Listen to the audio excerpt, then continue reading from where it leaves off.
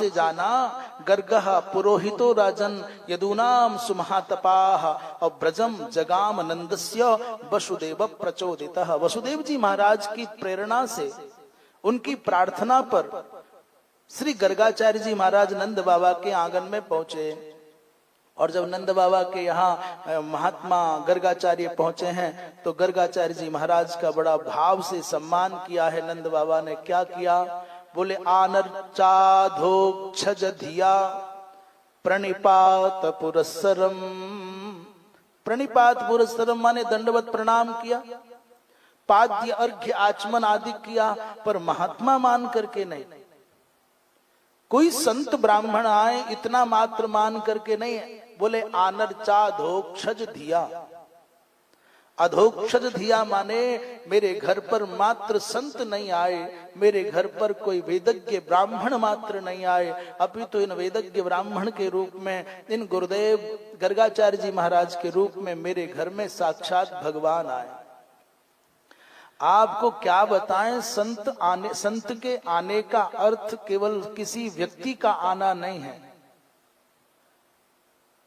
किसी महात्मा का घर में आना किसी व्यक्ति का आना नहीं, अपितु एक संत जब चल करके आते हैं आपके घर तो पूरी सांस्कृतिक परंपरा आती है, एक आध्यात्मिकता का उत्साह आपके घर प्रकट हो जाता है, एक सदाचार चल करके आता है, संस्कार चल करके आते हैं। आपका घर चाहे जैसा हो, संत आते हैं तो कोई ना कोई पुष्प के रूप में सुगंधी आती है, किसी न किसी प्रकार से दीपादिक के रूप में प्रकाश आता है, और किसी न किसी रूप में फलादिक के रूप में प्रसाद आता है। मनुष्य के जीवन में प्रकाश आ जाए, मनुष्य के जीवन में प्रसाद आ जाए, और मनुष्य के जीवन में सुवास आ जाए, यही तो मनुष्य जीवन की सफलता है। और आपके जीवन में प्रसाद नहीं है, प्रकाश नहीं है, सुवास नहीं है, तो फिर जीवन कहाँ है भाई? संत आएंगे तो कितना भी कोई सामान्य से सामान्य जीवन जीता हो, वो भी चाहता है मेरा घर साफ सुथरा हो जाए, यहाँ बैठेंगे ये झाड़ देते हैं, यहाँ दो लोग आएंगे चलो इसको ठीक कर लेते हैं, तो गंदगी गई ना। और जब आप अपने घर के उस कोने को ठीक कर रहे होते हैं, जिस कोने में आपको किसी संत को बिठाना है, तो ध्यान रखना केवल बाहर का घर का कोना साफ नहीं हो रहा होता, आपका मन भी आनंद से भरा होता है। मन में भी उस समय कोई गंदगी नहीं होती, न काम रहेगा, न क्रोध रहेगा, न लोभ रहेगा, न मोह रहेगा, न अहंकार रहेगा, और न ही कोई दोष नहीं रहेगा।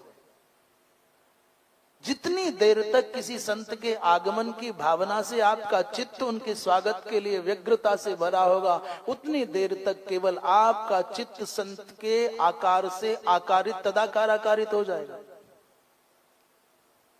और झटपट आप जल्दी से फूल ढूंढोगे, कुछ फल ढूंढोगे, कुछ प्रकाश की व्यवस्था करोगे। संत आते हैं तो अपने साथ समग्र सांस्कृतिक संपदा लेकर के आते हैं, सनातन की परंपरा लेकर के आते हैं। कुछ लेकर के जाते हैं ये तो बहुत तुच्छ बात है, पर कुछ देकर के जाते हैं ये बड़ी बात है। वो संभाल पाओ न संभाल पाओ, पर इतना कुछ छोड़ जाते हैं कि यदि आप उनके द्वारा प्रदत्त उन पवित्र भावों को संभाल पाओ तो आपका ये जीवन केवल आपका नहीं, आपके संपर्क में आने वाले अनेकों अनेकों प्राणियों के प्राण पवित्र हो जाएं, और ये जगत अद्भुत हो जाए, सुंदर हो जाए, ये वंदनीय हो जाए। निंदनीय जीवन वंदनीय हो सकता है संतों के सानिध्य से। वासना की करदम में डूबा हुआ जीवन उपासना के पावनतम चंदन से पंकलित हो सकता है आपका जीवन, वह संत के सानिध्य का लाभ लेना आ जाए।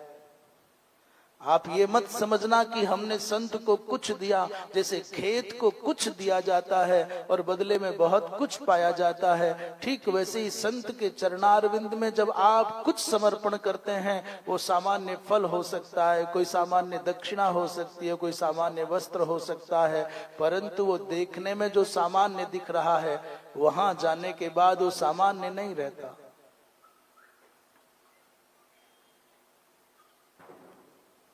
ये जैसे कोई किसान बीज बोता है, ठीक वैसे ही बीज बोने के जैसा है। श्री नंद बाबा ने गर्गाचार्य जी महाराज के आगमन को महात्मा मात्र का आगमन नहीं समझा, विप्र मात्र का आगमन नहीं समझा, एक आचार्य मात्र का आगमन नहीं समझा। समझा कि मेरे घर में भगवान साक्षात प्रभु आ गए, इसलिए उसी बुद्धि से पूजा की कि प्रभु आए हैं।